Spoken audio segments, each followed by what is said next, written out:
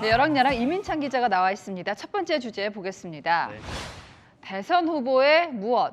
자, 이재명 민주당 대선 후보인데 고개를 숙이고 있네요. 네, 그렇습니다. 이재명 민주당 후보 우크라이나 사태 관련 논란에 대해 사과했습니다. 네. 바로 이 발언 때문인데요. 먼저 들어보시죠. 6개월 초보 정치인이 대통령이 돼서 나토가 가입을 해주지 않으려고 하는데 가입을 공언하고 러시아를 자극하는 바람에 결국은 충돌했죠.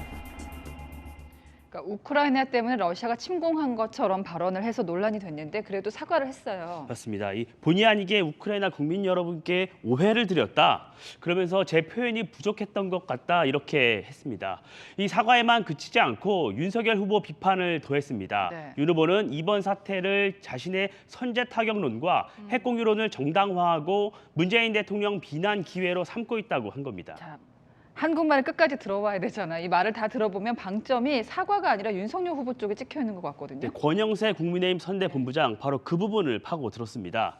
이 후보는 아직도 자신이 무엇을 잘못했는지 모르고 있다. 전형적인 물귀신 작전이라며 다시 사과하라고 요구한 건데요. 이 사과를 상대 후보 비판에 활용했다는 지적입니다. 이 지적, 윤석열 국민의힘 후보도 자유로울 수 없을 것 같습니다. 윤 후보, 이 후보 대신 사과하겠다면서 역시 이렇게 이 후보를 비판했습니다. 외국 지도자를 대한민국 선거판으로 호출해서 모욕 주는 사람이 외교 안보 제대로 할 수 있겠습니까, 여러분? 다른 나라의 비극적인 전쟁, 대선에 활용하는 것 해서는 안 될 것 같습니다. 네, 다음 주제 보겠습니다. 갑자기 강경. 자, 북한이 오늘 미사일 도발을 했거든요. 근데 민주당 대응이 갑자기 강경해졌죠. 민주당, 북한이 미사일을 발사한 지 3시간 만에 국민의힘보다도 빠르게 비판 예. 논평을 냈습니다. 북한이 미사일 발사로 얻을 수 있는 것은 단 하나도 없다는 점을 분명하게 경고합니다. 더 이상 경고망동하지 말 것을 엄중하게 경고합니다. 북한은 반복된 미사일 발사로 대통령 선거에 노골적으로 개입하고 있습니다. 앞서 리포트에서도 보실 것처럼 이재명 후보도 북의 도발 결코 용납하지 않을 것이라며 북한 비판에 가세했는데요. 이 후보, 지난달 11일 북한이 미사일을 발사했을 때 하루가 지나서야 입장을 밝혔던 것과 비교하면 네. 달라진 모습입니다. 낯선 풍경일 수밖에 없는 게 민주당이 과거에는 이제 북한의 도발을 옹호하는 것 같은 발언 여러 차례 하지 않았습니까? 네, 직접 들어보시죠. 조선민주주의 민주공화국 국방과학원이 19일 신용 잠수함